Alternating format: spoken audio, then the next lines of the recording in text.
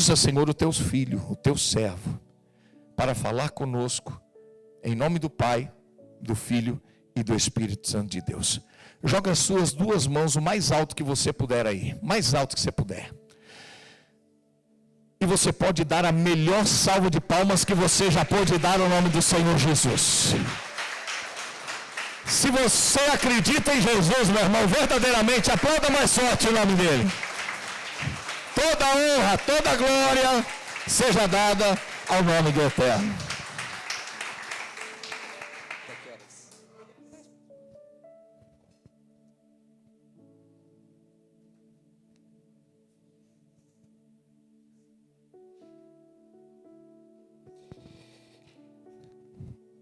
A paz do Senhor a todos. Amém.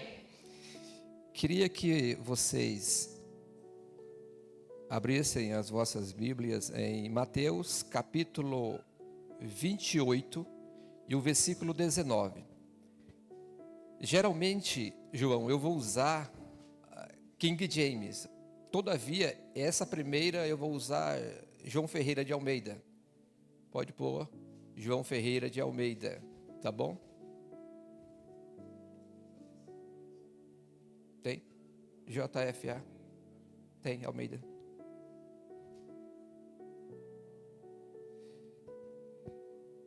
Mateus capítulo 28, versículo 19. Apenas o 19. Queria agradecer inicialmente a Deus por misericórdia, Ele tem nos concedido de estar ministrando a palavra de Deus. Também agradeço a minha esposa e meu filho, que sempre eles são parte do ministério qual Deus colocou em minhas mãos. Agradeço também ao bispo, à pastora e todos os demais obreiros. Obrigado pela oportunidade. Agradeço também a todos vocês. Por quê? Porque vocês vão dar a devida atenção à palavra de Deus e reverência. Reverência não a mim, mas a reverência ao Deus e à sua palavra que digno disso. Amém? Então, nós encontramos em Mateus capítulo 28, verso 19. Está escrito: portanto, ide e fazei com que todos os povos da terra se tornem discípulos, batizando-os em nome do Pai, do Filho e do Espírito Santo. Nós temos uma ordem dada por Cristo de, levando em consideração os textos originais, a ordem não é ide. A interpretação feita dentro do grego não é ide, mas fazer discípulos. Fazer discípulos e ide são duas coisas distintas, porém uma leva a outra, ok? Ide é o ir, é pregar, é ensinar. Agora, fazer discípulo é o conjunto de tudo. Vou dar um exemplo. Quando uma vida se converte ao Senhor Jesus, que ele vem para a casa de Deus, então nós temos que instruí-lo, nós estamos fazendo discípulo, temos que instruí-lo na palavra de Deus, tá? Temos que orientá-lo, temos que ajudá-lo, temos que conduzi-lo ao caminho do Senhor em tudo que ele necessitar, mas em tudo mesmo. Isso é fazer discípulo. Agora, pregar, evangelizar, é ir lá e dizer: Jesus te ama, falar sobre o amor de Deus, evangelismo. Agora, fazer discípulo é muito mais profundo do que só evangelizar. Então, fazer discípulo dá muito mais trabalho, porque é desde a sua conversão, ou seja, em que ele aceitou a Cristo como Senhor da vida dele, está salvo, até a sua partida ou a vinda de Cristo para buscá-lo. Então, fazer discípulo vai muito além de só fazer o id. Queridos, eu quero trazer também para vocês a questão de missão. Hoje é um culto de missão. Missão é o conjunto de tudo que está na Bíblia. Diferentemente de evangelismo, evangelizar. Missão é tudo que envolve a casa de Deus, é tudo que envolve o evangelho de Deus. Missão, a irmã que está lá na recepção, recebendo as pessoas, ela está fazendo missão. A pessoa que é responsável pela assistência social da igreja, ela está fazendo missão. A pessoa que traz um copo d'água aqui, ela está fazendo missão. Então, missão é o conjunto de tudo. Diferentemente de evangelismo. O evangelismo é aquele que você vai, é o id, e fala do amor de Deus. A missão engloba todas as coisas. Aquele que der, nem que seja um copo d'água, um copinho d'água, está fazendo missão. Então, missão é muito mais complexo do que somente o id. E eu não vou estar falando especificamente sobre evangelismo, mas eu vou estar falando sobre missão, onde engloba tudo, onde está tudo envolvido em missão. Então nós vamos aprender com a igreja e a igreja primitiva. Então, aprendendo a fazer missão com a igreja primitiva. O que levou aquela igreja maravilhosa, ter aquela explosão de crescimento, como foi? O que eles fizeram? O que eles obedeceram? Qual foi o passo a passo em que eles estiveram praticando para ter um resultado excepcional? Pois na primeira ministração de evangelismo de Pedro, quase 3.000 almas se converteram ao Senhor. Então deixa eu falar sobre o contexto entre os evangelhos, os 4 evangelhos, Mateus, Marcos, Lucas, João, e o livro histórico de Atos. O que estará acontecendo? Jesus está ensinando nos 4 evangelhos e fazendo. Jesus morre e ele ressuscita no 3º dia. Jesus continua, após a sua ressurreição, ele passa ainda 40 dias instruindo os seus discípulos o que eles deviam fazer. Então Jesus continua ainda os seus 40 dias instruindo os seus discípulos para que a igreja primitiva tivesse o sucesso que ela teve.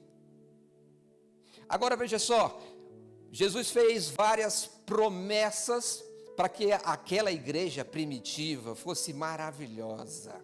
E uma das promessas o qual Jesus Cristo fez foi, está escrito em Lucas capítulo 24, versículo 49, ele dizendo o seguinte: eis que sobre vós envio a promessa de meu Pai, ficai, porém, na cidade de Jerusalém, até que do alto sejais revestido de poder.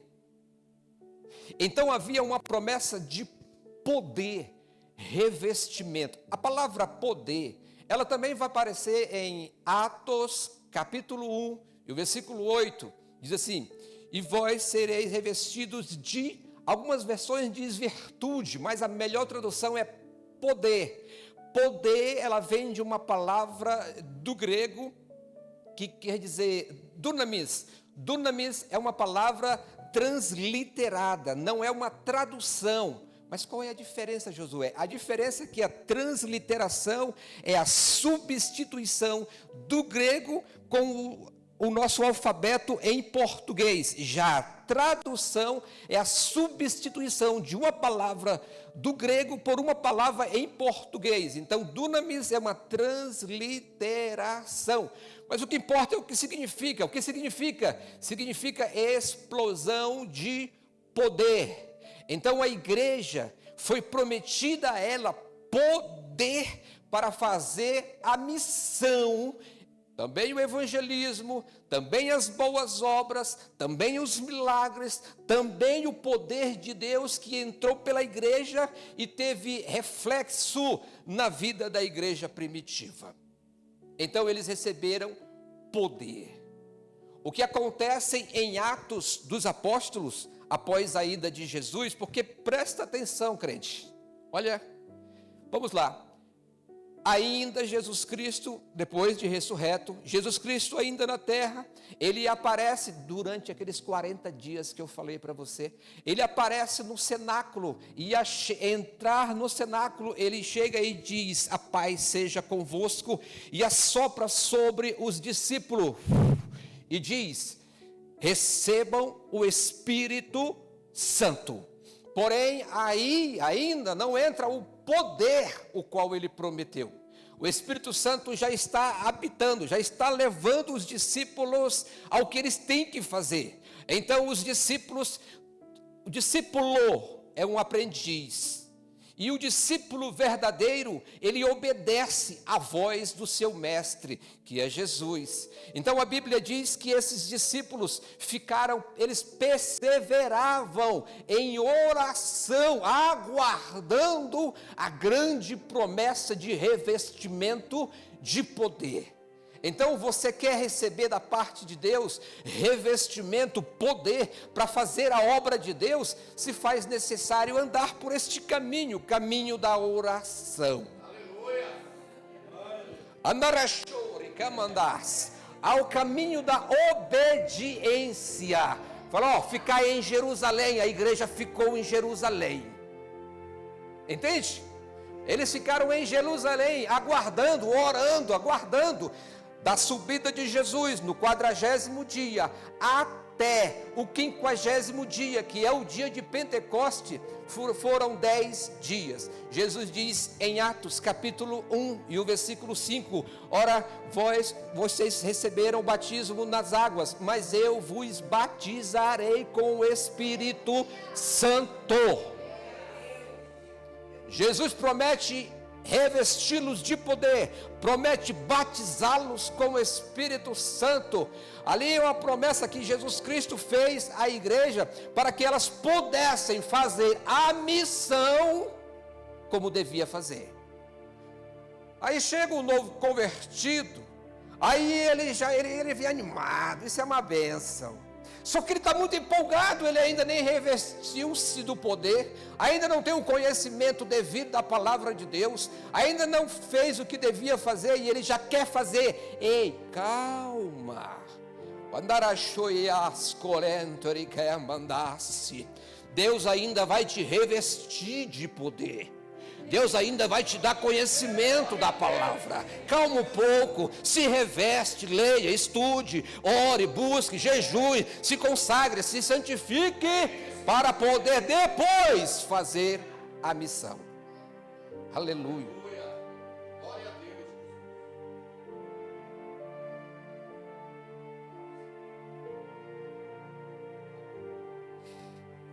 Então nós temos a igreja que é revestida de poder, fazendo a obra de Deus. Em 1 Coríntios capítulo 12, nós encontramos dons espirituais que é concedido à igreja, e estes dons foram concedidos à igreja primitiva. Nós temos lá o Espírito dando dons a cada um, o dom de profecia, o dom de línguas, de línguas diversas, o dom da fé, o dom de milagres, o dom de interpretação das línguas, o dom da ciência, o dom da sabedoria. Mas os dons não estão todos aí. Nós temos cerca de 23 dons. Entre eles estão os dons ministeriais, como está escrito em Efésios capítulo 4, versículo 11, dons ministeriais, dom de apóstolo, o dom de pastor, o dom de evangelista, o dom de mestre, o dom de profeta. Entre todos eles são 23, é dado à igreja um revestimento, uma capacitação, para que este possa fazer a obra de Deus. Deixa eu te falar uma coisa aqui, crente, eu vim para a igreja, mas eu não tenho nada para fazer, eu sou alguém que não tem utilidade. Tira isso da sua cabeça. Todos nós temos uma função do corpo de Cristo. Não se ache inferior a ninguém. Deus vai te levar um momento ao que você tem que fazer. Aguarde, ore, busque, santifique, leia a palavra de Deus, e no momento certo, Ele vai te levantar para a glória de Deus. Josué, eu estou aqui, eu não quero fazer nada. Tem sim, Deus vai colocar no teu coração, e Ele vai te levantar para fazer esta obra. Tira do teu coração esse negócio aí, não é de Deus não, para com isso. Queridos, Jesus promete à igreja ao revestimento de poder. Aí no capítulo 1, meu irmão, no capítulo 1 de Atos, ali estão os discípulos, e neste encontro não estão os 12 apóstolos, estão discípulos, são aprendizes que estão aí caminhando, não são os apóstolos, e estes, eles dizem o seguinte: Jesus faz a promessa do batismo com o Espírito Santo no versículo 5, mas aí no versículo 6, eles estão preocupados com a situação da nação de Israel. Aí eles dizem para Jesus: ô Jesus, quando é que você vai restaurar o reino a Israel? Porque a situação da época é muito difícil para os judeus, porque os judeus estão aqui sendo tipo uma escravidão, estão sendo massacrados pelo Império Romano, e aí eles estão preocupados com a situação de Israel. Aí eles perguntam: quando é que você vai restaurar o reino a Israel? E nós somos desse jeito, é desse jeito que nós somos. Deus está preocupado em te revestir de poder, Deus está preocupado em te dar um dom e desenvolver este dom. Deus está preocupado em fazer você conhecer a palavra dEle, para você ser útil no reino dEle. E aí eu estou preocupado: ô Jesus, quando é que vem, quando é que eu vou casar? Quando é que vai vir a minha casa? Quando é que vem o meu carro? Quando é que vem isso e que vem aquilo? E Jesus está preocupado com o revestimento, o qual Ele vai te dar. E aí, enquanto você está preocupado com as coisas temporais dessa terra, Deus está preocupado com a vida eterna. Entende? Então buscai primeiramente o reino do céu e as demais, e a sua justiça, e estas coisas vos serão acrescentadas. Que essas coisas no texto? A comida, a bebida, a roupa, tudo Deus vai prover. Então buscar o reino de Deus é mais importante do que essas coisas. Aleluia. Bom, queridos, nós vemos que em Atos 2, que é a descida, é o revestimento de poder, a qual Cristo prometeu, tem cerca, o texto mesmo diz, tá? Não é invencionice minha, o texto mesmo diz que tem cerca de 120 pessoas.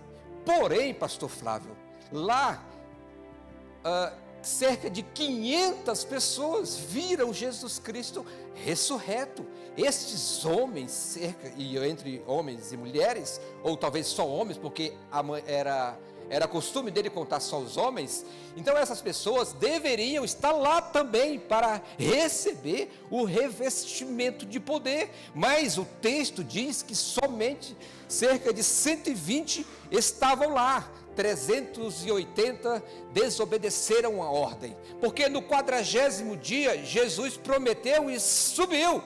Aí veio o 41º, aí estava 500, vamos supor que estava 500, tá bom? Não está no texto não, isso aqui eu estou inventando agora. Aí vamos dizer que estava lá no 41 dia, 41º, tinha lá 500, no 42 já tinha só 400, no 43 já tinha só 300, no 44 tinha 295, no 46 já tinha 200 e foi diminuindo. Queridos, não desanime, não fique triste porque não chegou a tua hora, não desanime pelo que está acontecendo, não tira o pé do acelerador, continue. Porque na hora certa, há um tempo determinado para todas as coisas. Vai chegar a tua hora. Só não desiste.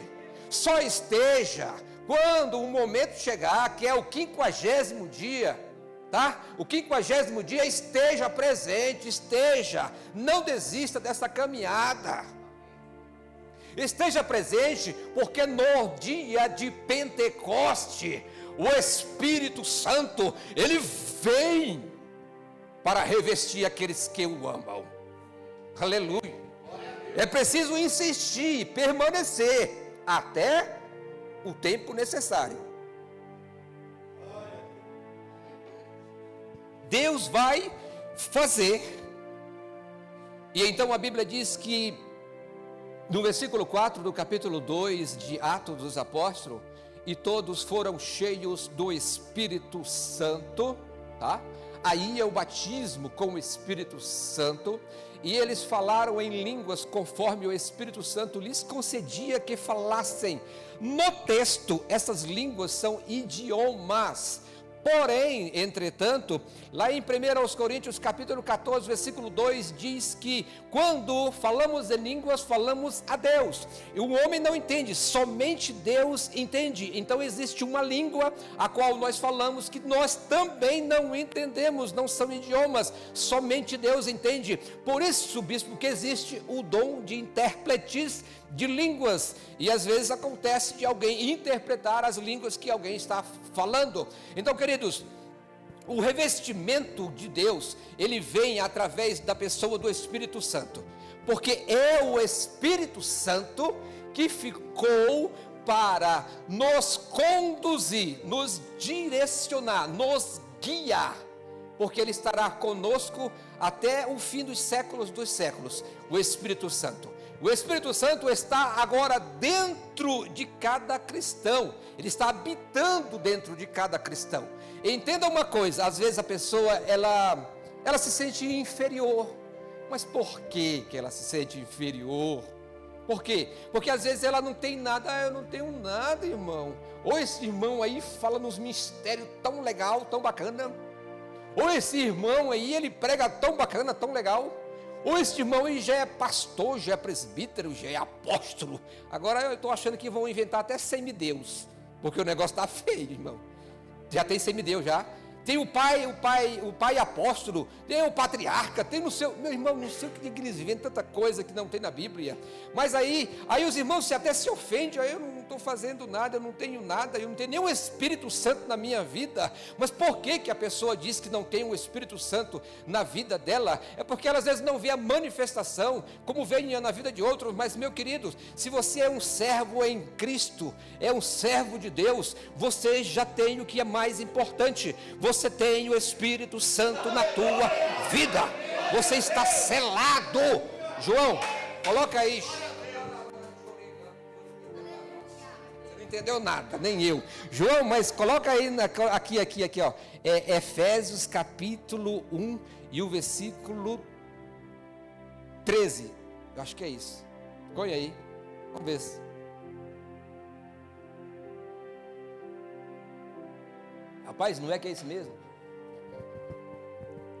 Olha aí, ó, provando biblicamente que você tem o Espírito Santo na tua vida. Nele, igualmente vós, tende ouvido a palavra da verdade. A primeira coisa que a pessoa faz é ouvir a palavra da verdade. E o evangelho da vossa salvação. O evangelho, que são boas novas, que nos leva à salvação. E tendo nele também crido em quem? Em Jesus Cristo. Crido em Jesus Cristo, tá? A promessa é para os que creem. Então você está crendo em Jesus Cristo e é um crente que pratica a palavra de Deus, é um servo fiel, ok? Aí o que diz? Fostes selados com o Espírito Santo da promessa. Então nós passamos por um passo, 2 passos, 3 passos, e então recebemos o selo do Espírito Santo na vida da pessoa. É o próprio Espírito que vem habitar na vida da pessoa. Aí alguém vai dizer: mas eu não fui batizado nas águas para possuir o Espírito Santo. Não precisa. Precisa, Josué, é bíblico. Aonde? Só se for na Bíblia lá do Irineu, que você não sabe nem eu. Porque na Bíblia mesmo não tem.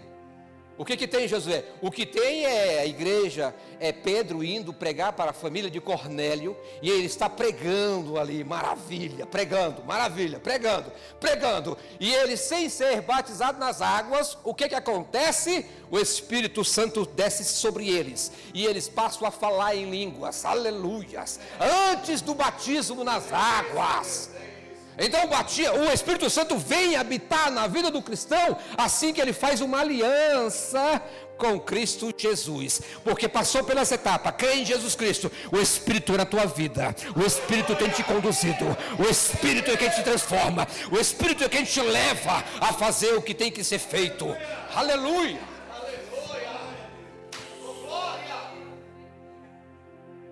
Aleluia! Fazendo cálculo, irmãos. Então, queridos, nós vemos que o Espírito está na vida da igreja, e aí vai usando as pessoas de acordo com o plano que Deus tem na vida de cada um.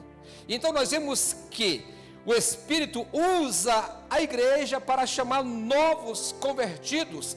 Então o que está escrito em Apocalipse, capítulo 22, e o versículo 17, diz o seguinte: o Espírito e a noiva, o Espírito Santo e a noiva. Quem é a noiva? A igreja. Proclamam: vem. E todo aquele que ouvir, responda: vem. E quem sentir sede, venha. E todos quantos desejarem, venham e recebam de graça a água da vida. Então o Espírito que está na igreja, ele é que capacita a igreja para fazer a missão. O Espírito Santo é que nos faz ser, porque por nós mesmos, nós não fazíamos era nada. Muitos estavam era no baile aqui, muitos estavam era na carne, muitos estavam no pecado. Porque, Josué, é pela pessoa do Espírito Santo, ou o que a Bíblia nos diz. João capítulo 16, versículo 8. E quando ele vier, ele quem? O Espírito Santo. E quando o Espírito Santo vier, ele nos converterá do pecado, da justiça e do juízo. É o Espírito Santo que nos leva a fazer isto, e não por nós mesmos, porque naturalmente eu estava debaixo dos meus cobertores hoje. Mas não, o Espírito nos trouxe você para receber uma palavra poderosa, uma palavra que vai te dar vida, uma palavra que vai te levar a uma dimensão melhor.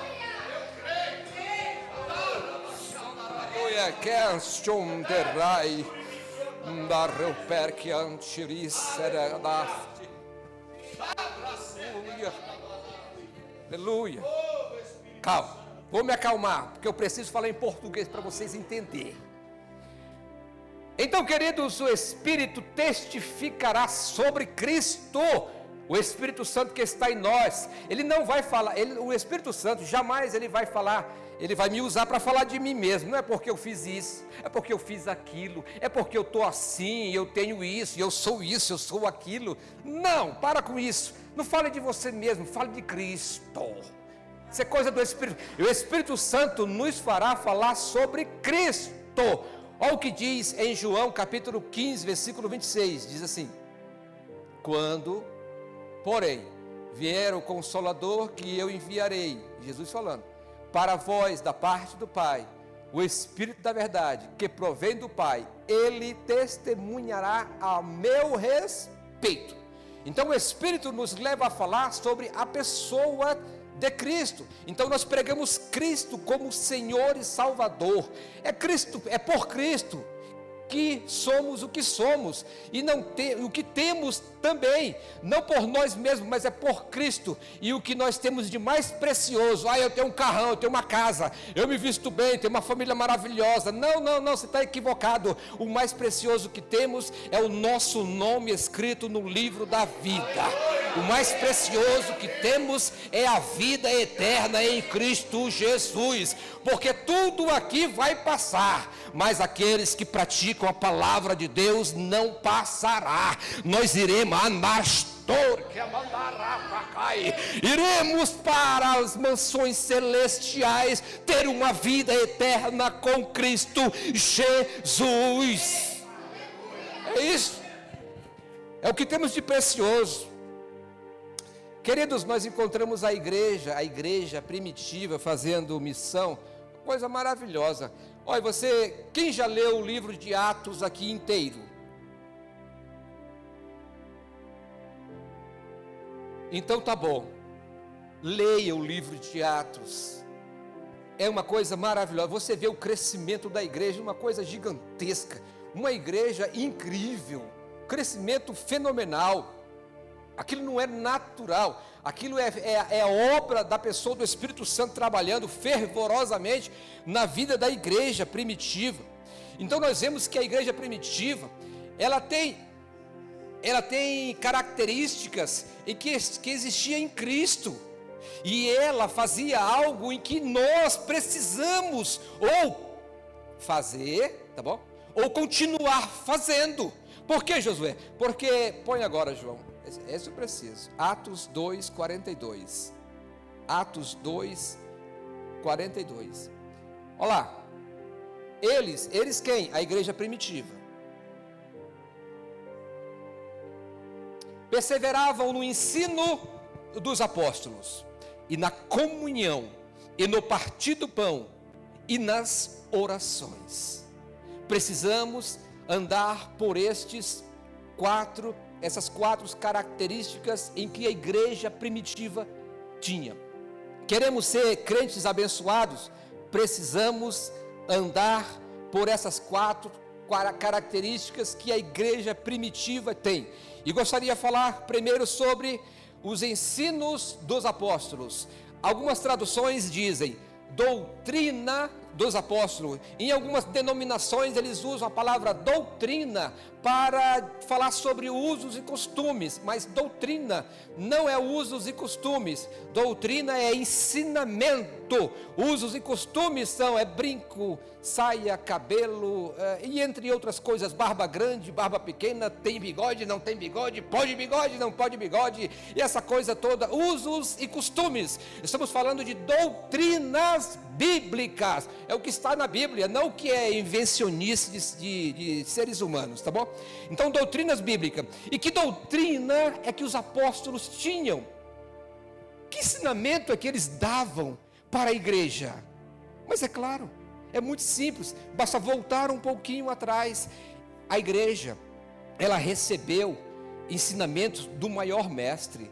Jesus esteve com eles 3 anos e meio, e eles foram ensinados por Jesus, e Jesus disse assim, ó, presta atenção, em João capítulo 14, versículo 26, mas aquele Consolador, o Espírito Santo, que o Pai enviará em meu nome, este vos ensinará todas as coisas, e vos fará lembrar de tudo quanto tenho dito, ou ensinado. Então o Espírito Santo fez os discípulos, os apóstolos, lembrar de todos os ensinamentos de Jesus. E os ensinamentos que os apóstolos davam para a igreja primitiva eram os ensinamentos do próprio Jesus. Então não existia algo do ser humano, mas existia algo do próprio Cristo, ensinando aqueles discípulos através dos apóstolos. Então o ensinamento era bom, é de boa qualidade, era o próprio ensinamento de Jesus Cristo. Queridos, a palavra de Deus na igreja primitiva era algo primordial. Eles valorizavam a palavra de Deus. Atos capítulo 6, versículo 2, João, vai dizer o seguinte: houve um problema lá na igreja primitiva, e o problema era o que fazer com as viúvas, e os apóstolos, os líderes principais, bispo, eles não queriam ficar cuidando desses assuntos que outras pessoas poderiam cuidar, e eles dizem os motivos, aos motivos. Então os 12 reuniram todos os discípulos e propuseram: não é insensato negligenciarmos o ministério da palavra, a fim de servir as mesas, ou seja, assim servir essa situação das viúvas. Então nós vamos escolher aqui diáconos para cuidar dessas questões. Enquanto nós, põe o 4, João, enquanto nós, os líderes, os obreiros, vamos fazer outra coisa que é mais importante. E o que, Josué? Olha aí. Quanto a nós, nos devotaremos à oração e ao ministério da palavra. Então a igreja primitiva, ela priorizava a palavra de Deus. E um dos motivos de tanto sucesso que a igreja primitiva teve. Quando nós encontramos o diácono Filipe, que agora o diácono Filipe passou de diácono para evangelista rapidinho, quando ele encontrou o eunuco, e o eunuco estava lendo o livro de Isaías, e em Isaías o eunuco lendo, não estava entendendo. O Espírito Santo leva Filipe para ensinar, para instruir o eunuco. Aí Filipe diz assim: você entende o que lês? Ele diz: mas como é que eu vou entender se não tem que me explique? Aí então, você entende? Sobe aqui e me ajuda. E Filipe foi e ensinou a respeito daquele texto que estava falando sobre Jesus. Será que alguém, eu aqui como obreiro, ou você como cristão, se alguém perguntar para vocês sobre determinada passagem, ou sobre determinada palavra, ou sobre determinada situação, será que você vai estar apto para instruir essa pessoa na palavra de Deus? Ou você vai ter que sacar do bolso o seu telefone e ligar para o bispo? Bispo, eu estou numa enrolada aqui. Rapaz, aqui tem um TJ aqui que falou que Jesus é criado. Rapaz, bispo, eu estou num problema sério aqui. O que foi? O TJ mostrou aqui na Bíblia, hein? Que Jesus não é Deus. E agora, bispo? Hein? Ô, irmão, vamos ler a palavra de Deus. O que diz a Bíblia? A Bíblia diz assim, Adriano, olha o que diz.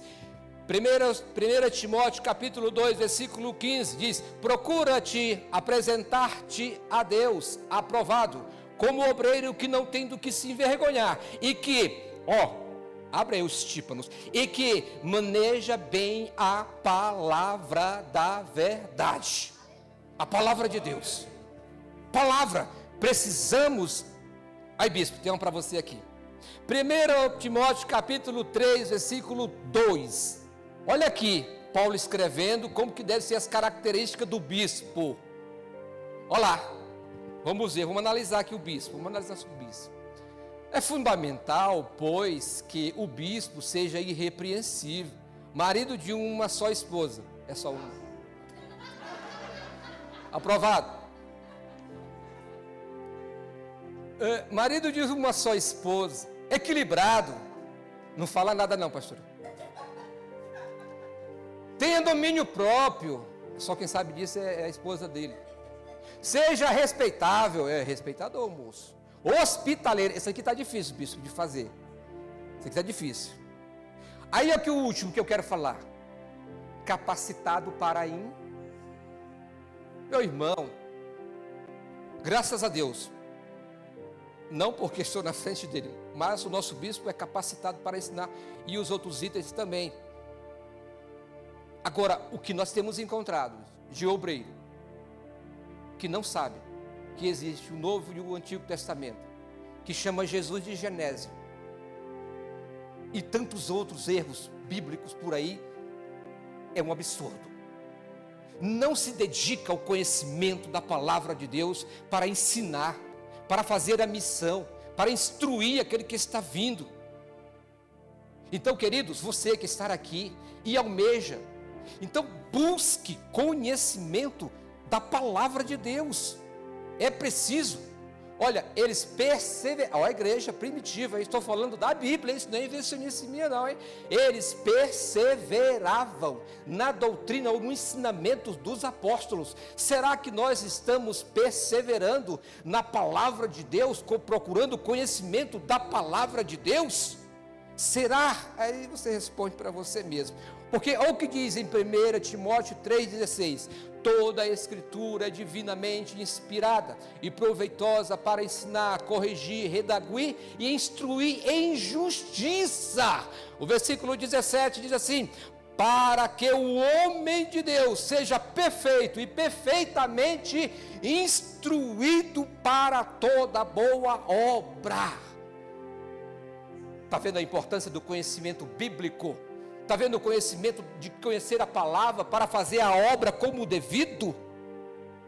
Então é de suma importância, porque a Bíblia, meus irmãos, isso parece que passou, mas não é. A Bíblia continua sendo a nossa regra de fé e praticar. Devemos andar segundo as Escrituras, porque o que eu tenho visto muito, não aqui, mas em outros lugares, principalmente nas redes sociais e no particular, com alguns amigos e irmãos em Cristo, ele dizer, não, porque eu vejo, não, porque eu entendo, é porque, pastor Josué, eu acho, é porque na minha concepção, na minha experiência, não, porque pelo tempo de cristão, 30 anos que eu tenho, eu acho, eu entendo. Meu irmão, o que eu acho, o que eu entendo, o que eu penso, não importa. O que importa, o que impera, é o que a palavra de Deus diz.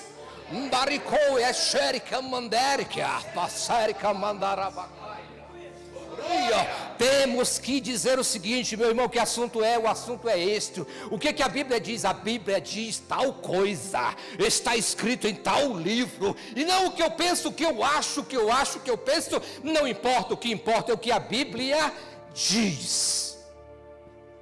Mas para isso eu preciso ler e estudar a palavra de Deus. Aleluia. A palavra de Deus é muito importante. Precisamos dar valor à palavra de Deus e realmente buscar isto, e quando ela vir ao meu e ao seu coração, nós dá o devido valor a ela. Jesus conta uma parábola, e ele diz, a parábola do semeador. Então, certo homem foi semear, e parte da semente, ela caiu no caminho, e vieram as aves do céu e roubaram a semente.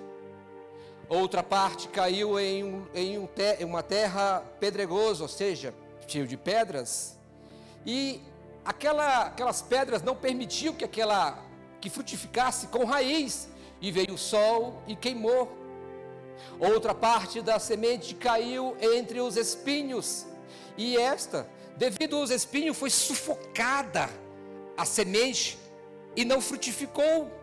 A outra parte, enfim, caiu em terra fértil, e esta frutificou.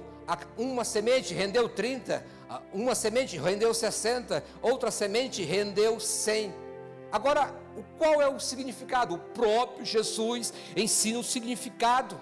Quando a palavra de Deus vier ao nosso coração, precisamos estar atentos, pegar naquela palavra, guardar aquela palavra, como diz o salmista, guardei a tua palavra no meu coração para não pecar contra ti. Então a palavra tem que ser valorizada. Entenda que a primeira semente que caiu, lembre-se, a semente é a palavra de Deus. O semeador inicialmente foi Jesus, hoje somos nós. Então a semente que é a palavra de Deus, ela cai no nosso coração. Devemos valorizar esta semente, guardar em nosso coração para não pecar. E então vieram as aves do céu. Jesus disse que aquelas aves do céu é representatividade do maligno. Satanás vem e rouba aquela palavra. Crente, nós estamos numa guerra espiritual, atento. Não é brincadeira. A palavra vem, a gente fica desapercebido, já vem o Satanás e já rouba a palavra. Sabe quem ele enganou de uma forma assustadora? Olha lá, o que foi que Deus disse para Adão? Adão, de todos os frutos você pode comer, porém do fruto do conhecimento do bem e do mal você não come, porque se comer você vai morrer. Essa mesma mensagem foi repassada para Eva. Eva sabia, a semente estava lançada no coração de Adão e no coração de Eva. Aí Eva está lá no jardim desapercebida, não está valorizando muito a semente. Vem o diabo, usa a serpente, e o diabo vem através da serpente e diz assim: o que foi que Deus disse? De todos os frutos não comereis? Primeiro está errado isso aí. Não é de todos os frutos, é só de um fruto. Aí Eva disse: não. Ele disse, e ela sabia. Deus disse o seguinte: de todos os frutos nós podemos comer. Agora, do fruto do conhecimento do bem e do mal, nós não podemos comer, porque se nós comermos, nós vamos morrer. Aí Satanás diz o seguinte: não é bem assim, porque Deus sabe que no dia em que vocês comerem do fruto, os vossos olhos abrirão e vocês serão como Deus. Você sabia que Satanás, ele não usa só a mentira para enganar? Ele usa a verdade também. E essa parte a qual ele disse assim, no dia em que vocês comerem, os vossos olhos se abrirão e vós saberão o bem e o mal. Essa aí é a parte que é verdade. Satanás está dizendo uma verdade. Por quê? Porque mais adiante Deus fala assim, olha, o ser humano é como um de nós, conhecendo o bem e o mal. Eles são como um de nós. Satanás estava certo de dizer que isso. Então ele usa verdades e mentiras para nos levar a uma grande mentira. Entenda, cuidado. Às vezes nós temos um jovem que toca bem, que canta bem, que prega bem, canta super bem. Aí Satanás diz para ele: jovem, olha, se você usar esse seu talento para tocar forró ou funk lá fora, você vai ganhar muito dinheiro.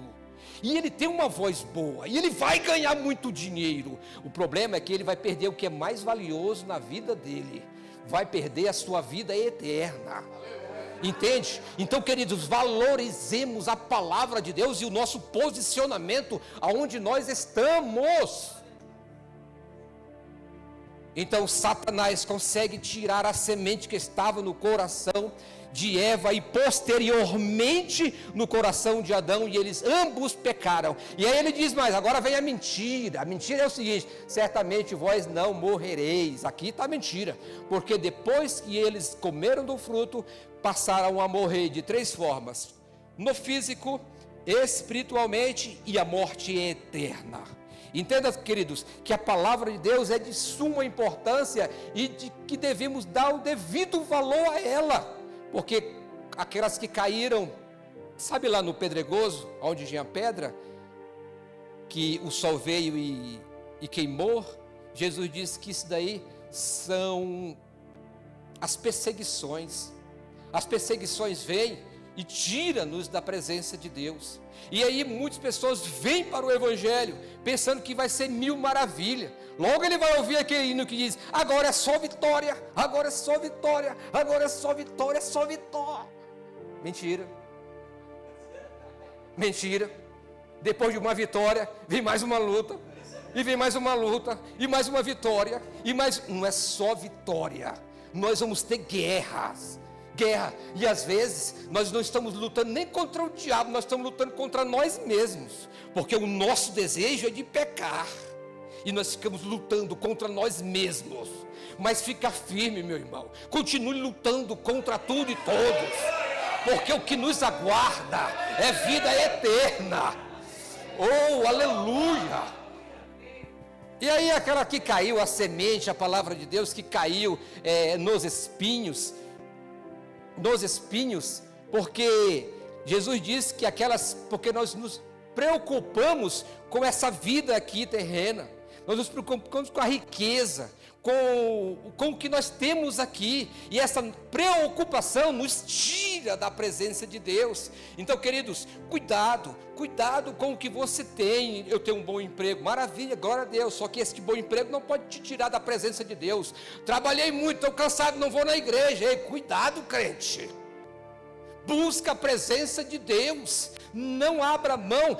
É porque amanhã eu vou ter que acordar cedo e eu não vou na igreja hoje. Cuidado, crente, você está se preocupando mais com as coisas daqui da terra do que com o reino celestial. Agora vem uma semente que caiu em boa terra, em bom solo, e essa semente ela rendeu uma semente. Em algumas vidas ela vai render 30, outra semente ela vai render 60, outra semente vai render 100. Isto fala de vários tipos de crente, porque tem crente, irmãos, que ele vem para a casa de Deus Isso aqui fala do resultado na vida de vários crentes, porque tem crente que vem para a casa de Deus, ele não vai conseguir fazer muita coisa, mas ele vai fazer alguma coisa, não vai ficar sem fazer. Ele vem, ele dá o dízimo, ele dá a oferta, ele abençoa, ele ajuda os missionários, ele faz isso, só que ele não vai, ele não prega, ele não faz isso, mas ele está rendendo 30. Ok? Já outro, ele vai fazer tudo isso e mais um pouco, e já outro vai render 100, porque esse vai ser tipo Paulo. Paulo ia, Paulo pregava, Paulo expulsava os demônios, vinha cura através de Paulo, Paulo escreveu cartas, Paulo fez de tudo um pouco, Paulo rendeu 100%. Então, fala sobre a renda. Nem tudo eu vou conseguir fazer, ou vou fazer, meu irmão. Tem gente, bispo, que ele não pode ser pastor, ele vai ter que ser no máximo portaria, levantar a mão, porque ele é problemático. No dia que ele for pastor, ele vai corromper a igreja, ele vai destruir vidas, porque ele não tem um chamado pastoral, entende, igreja? Então tem pessoas que tem que deixar aqui no cantinho, não põe esse moço aí não. Se ele colocar esse moço aí para ele ser um pastor, um presbítero, ele vai acabar com muitas vidas. Então ele tem que ficar quietinho, porque ele não consegue ter poder nas mãos. Quer conhecer alguém? Dê poder a ele, e ele demonstra quem ele é. Entende? Então tem pessoas, bispo, que não deve ser levantado a tipo de cargo dentro da igreja. E andori calasteri que levantou eles comem de esclasque, estebandato competeri camandoski mandaia. E este às vezes ele vem, ô bispo, ô pastor, eu já estou todo feito na igreja, eu estou na hora de ser ungido, passar a mão, bolsar um óleo. Aí às vezes quando ele não é ungido na igreja, ele sobe no monte, leva uma lata de óleo, derrama esse óleo na cabeça dele. Aí já desceu para pastor, agora já foi apóstolo. Quem te ungiu lá no monte? Quem? Não sei, alguém apareceu com o óleo lá e derramou na minha cabeça. Meu Deus, que desejo maligno por poder, que coisa terrível. Então, bispo, tem destes. Então, queridos, nós vemos que, para finalizar, tá bom? Estou acabando. Você já vai assistir o Fantástico. A palavra é muito importante. Deixa eu passar agora aqui, meu querido. Deixa eu falar aqui sobre a comunhão e sobre o partir do pão. A igreja primitiva era uma igreja maravilhosa, queridos, uma igreja tremenda. E eles perseveravam na comunhão. Eles tinham, isso fala sobre a questão de partir o que eles tinham. Sabe o que eles faziam? Isso não era ordem dada por apóstolos da sua liderança. Eles vendiam as suas propriedades. Por exemplo, ele tinha 2 casas. Ele vendia uma, pegava o dinheiro e levava o dinheiro e colocava nos pés dos apóstolos. Os apóstolos, por sua vez, homem de caráter ilibado, eles administravam bem esse dinheiro e não deixavam com que ninguém passasse necessidade. Ninguém na igreja primitiva passava fome. Ninguém na igreja primitiva ficava sofrendo com essas questões, porque havia essa comunhão entre eles. Eles dividiam o que tinham. E também a questão do perseverar no partir do pão tratava de refeições regulares. Havia uma festa lá no período da igreja primitiva, a festa do amor, a festa ágape. Essa festa era uma festa que eles tinham regularmente, não se sabe dizer com precisão, mas tinha essa festa, e nessas festas, cada um levava o que tinha. Aqueles que tinham mais grana, aí levava mais, porque ele queria o que? Ele queria dar para aquele que não tinha, e aquele que não tinha, era o momento dele ir para ter boas refeições, porque eram festas regulares. É como fazer um churrasco na igreja, aí vem o Adriano, cheio da grana, já compra logo carne. O Adriano já comprou, foi o quê? Picanha, comprou picanha. Aí chega eu e compro linguiça. Mas aí todo mundo vai comer do que tem, na senhora. Isso era o partir do pão. Não tinha esse negócio de, isso aqui é meu, ninguém toma. Lá eles tinham tudo em comum, igreja. Isso é maravilhoso. Por isso que a igreja primitiva crescia e era uma igreja fervorosa, cheia do poder de Deus. Fazia diferença. Não é coisa brincadeira, não. Aqui, João, coloca essa daqui, porque senão eles vão dizer que eu sou herege. Atos capítulo 4, o versículo 32. Olha lá, olha o que diz: e da multidão dos que creram, Um só era o sentimento e a maneira de pensar. Ninguém considerava exclusivamente seus os bens que possuía, mas todos compartilhavam tudo entre si. Ó, continua, põe o 34, meu jovem. Não havia uma só pessoa necessitada entre eles. Eu li certo ou li errado? Eu li certo?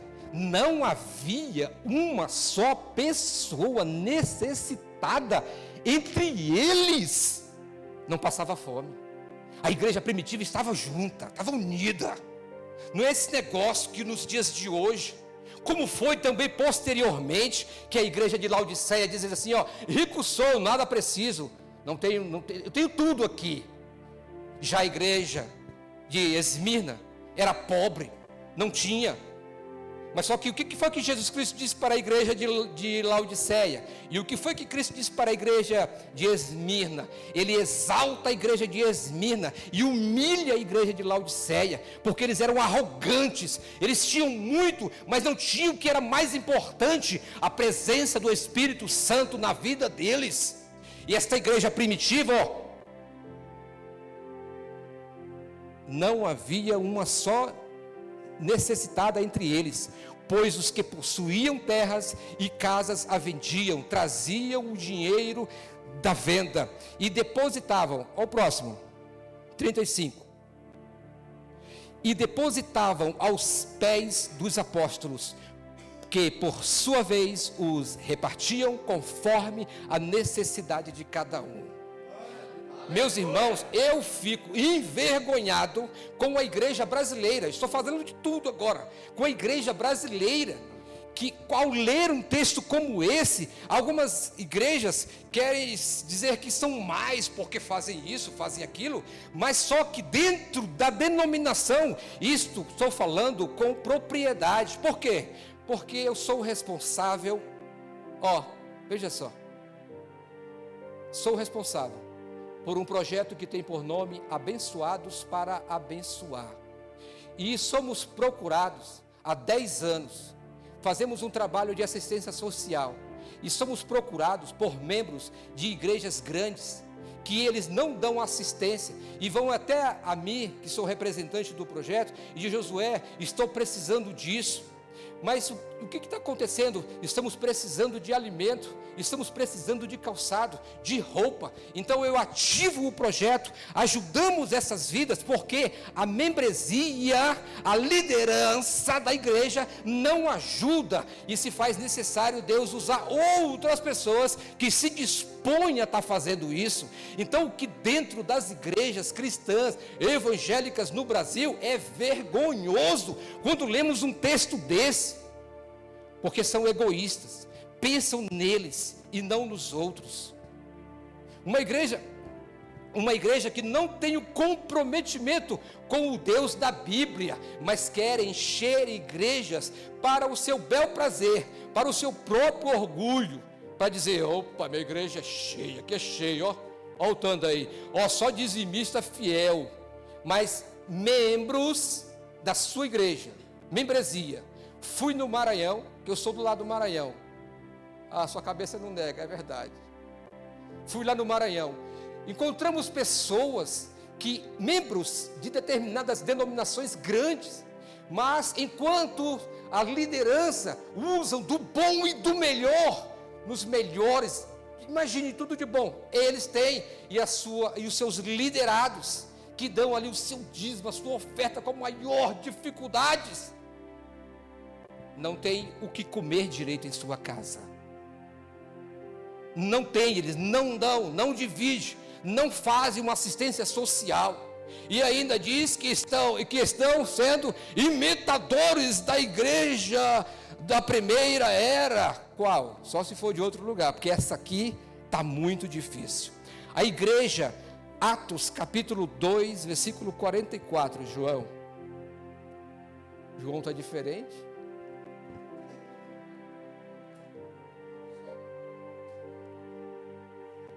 Olha lá, 44, o que diz? Todos os que criam estavam unidos e tinham tudo em comum. 45. Vendiam suas propriedades e bens e dividiam o produto entre todos, segundo a necessidade de cada um. O 46. Sabe o que Deus fazia? Sabe o que Deus fazia? Deus honrava. Deus honrava a igreja. Sabe o que Deus fazia? Ele fazia isso aí, ó, diariamente. Continuavam a reunir-se no pátio do templo. Partiam pão em suas casas e juntos participavam das refeições com alegria e sinceridade de coração.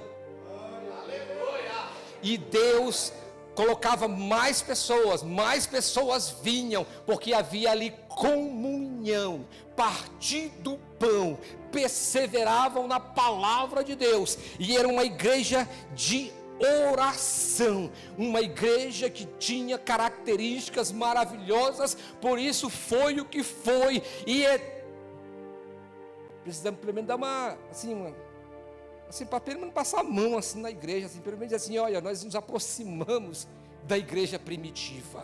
É tempo de mudança, igreja. É tempo de mudar seus conceitos. É tempo de melhorar na presença de Deus. É tempo de mudar. Sabe, tem pessoas que não ajudam o próximo, não faz nada pelo próximo. Cuidado, varão, cuidado, irmã. Pelo amor de Deus, tenha compaixão do próximo. Sabe o que aconteceu lá em Mateus capítulo 25, não precisa, lá, apesar que é escatologia, mas é um princípio bíblico, lá quando Jesus for fazer um julgamento, pessoas vão aparecer lá e Jesus vai dizer assim, olha, bem-vindos, benditos do meu Pai, possuir por herança o reino que está preparado para vocês, porque, aí Jesus diz assim, ó, porque quando eu tive fome, tu me deste de comer, porque eu tive sede, tu me deste de beber, quando eu tive nu, você me vestiste, quando eu estava preso, foste me visitar. Aí ele fala assim, espera aí, quando foi que eu te dei, Jesus? Porque eu não lembro disso daí não. Aí ele diz assim, ó, quando tu fizeste a um destes pequeninos, por menor que seja, fizestes a mim. Então quando fazemos ao próximo, se você não tem essa prática, essa é uma prática de um verdadeiro cristão. Josué, mas isso não salva. Mas deixa eu te falar uma coisa,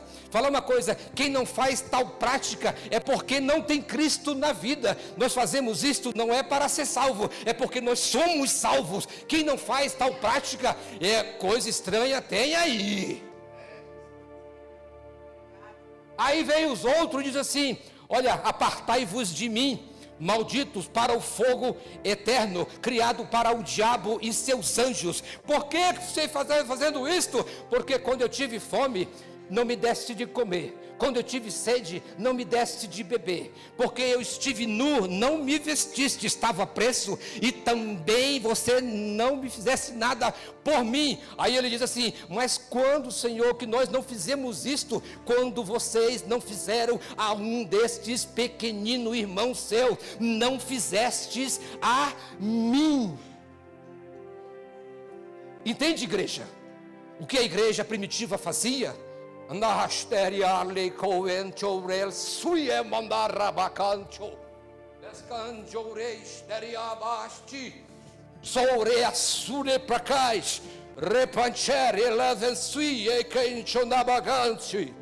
Aleluias.